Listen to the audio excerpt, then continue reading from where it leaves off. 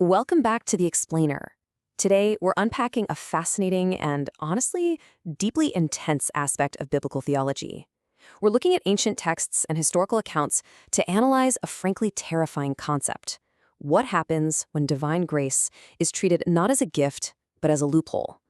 We're going to take a strictly impartial academic look at these texts to understand exactly how ancient writers viewed the deliberate, calculated abuse of divine mercy. Okay, let's dive into this. The central question driving our entire explainer today is absolutely profound. What happens when divine forgiveness is weaponized? I mean, it's one thing to make a mistake and seek a pardon, right? But ancient scriptures present a completely different category of transgression. We're talking about the concept of intentional sin, where the promise of forgiveness is actually used as a calculated shield to just go ahead and commit wrongdoing. It's a huge question about human nature and divine justice.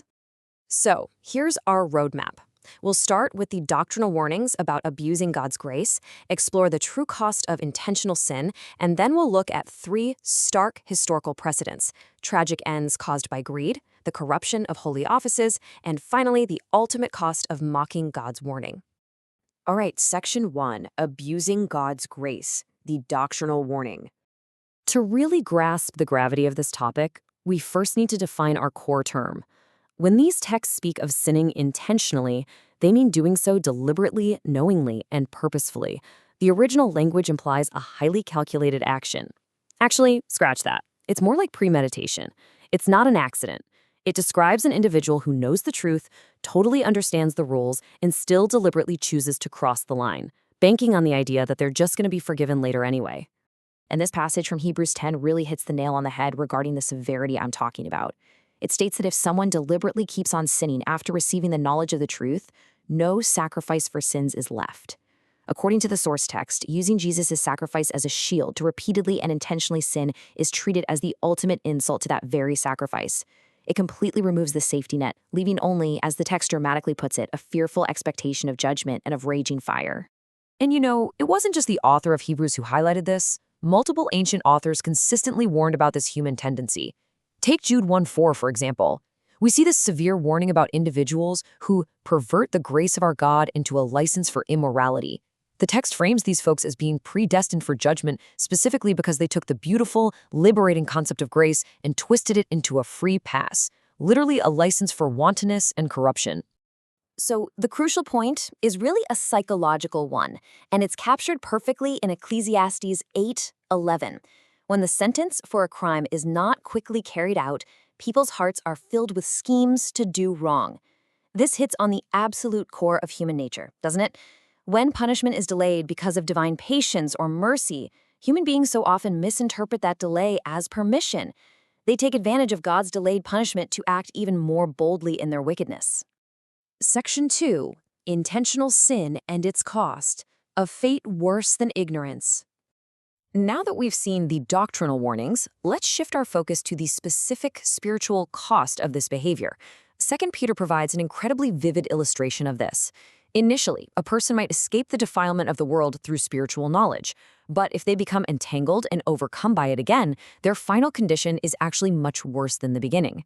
The text uses a really stark graphic proverb to drive this home, comparing the intentional sinner to a dog returning to its vomit or a washed pig going right back to wallow in the mud. It is a brutal metaphor for the tragic regression of a person who willfully discards their own spiritual cleansing. Moving on to Section 3, Tragic End Caused by Greed, the First Precedents. Let's move from abstract theology to concrete history, starting with two chilling stories of greed. First up, Ananias and Sapphira from the early church. They wanted the social status of being super generous without actually paying the price, so they hid their money and lied about their donation. They literally tried to use the church's charitable grace as a cover for their own greed. The consequence? When confronted by Peter for lying to the Holy Spirit, they both dropped dead right there on the spot. Then we have Gehazi, the servant of the prophet Elisha.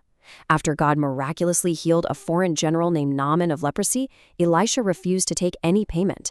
But Gehazi snuck out, lied to Naaman, and secretly took silver and clothes. He weaponized God's miraculous healing for personal profit. And the result was that Naaman's horrific leprosy was transferred to Gehazi and his descendants forever. We're talking immediate, inescapable consequences for exploiting grace.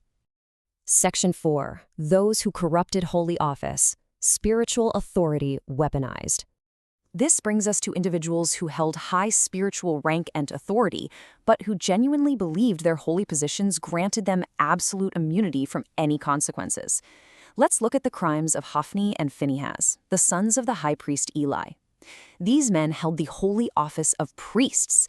They were the very intermediaries between the people and God. Yet they abused this power horrifically. They used the threat of physical force to steal sacrificial meat before it was even offered to God. They also slept with the women serving at the temple entrance. They operated under this arrogant delusion that because they had mastered the sacrificial system, the very system of forgiveness, they had blanket immunity. Well, they didn't. The consequence of their mockery was absolute destruction. The sacred Ark of the Covenant was captured by enemies, both brothers were slaughtered on the exact same day, and their entire priestly family line fell into ruin. Now, what's really interesting about this next figure, the prophet Balaam, is how he weaponized his actual theological knowledge. Balaam was a Gentile prophet who knew God, but he let himself get bribed by a foreign king, Balak, to curse the Israelites. God directly warned Balaam not to do it, but blinded by greed, Balaam found a loophole. He figured out he couldn't curse Israel directly, so instead he engineered a trap. He advised the foreign king to seduce the Israelites into sexual immorality and idolatry, knowing full well that God's own strict laws would force God to punish his own people. It's wild. Balaam exploited his insider knowledge of divine justice for profit. His consequence? He was slain by the sword in battle and went down in biblical history as the ultimate symbol of taking the crooked path for profit. Section 5. The cost of mocking God's warning. The final precedent. We've seen greed and we've seen the corruption of spiritual authority, but now let's step out of the realm of the priesthood and into the royal court of Babylon for the most dramatic case study of ultimate arrogance. Consider the rapid fall of King Belshazzar. He knew the history of God's power, yet he chose to host a massive, arrogant banquet. And to show off his absolute power, he committed a deliberate act of desecration.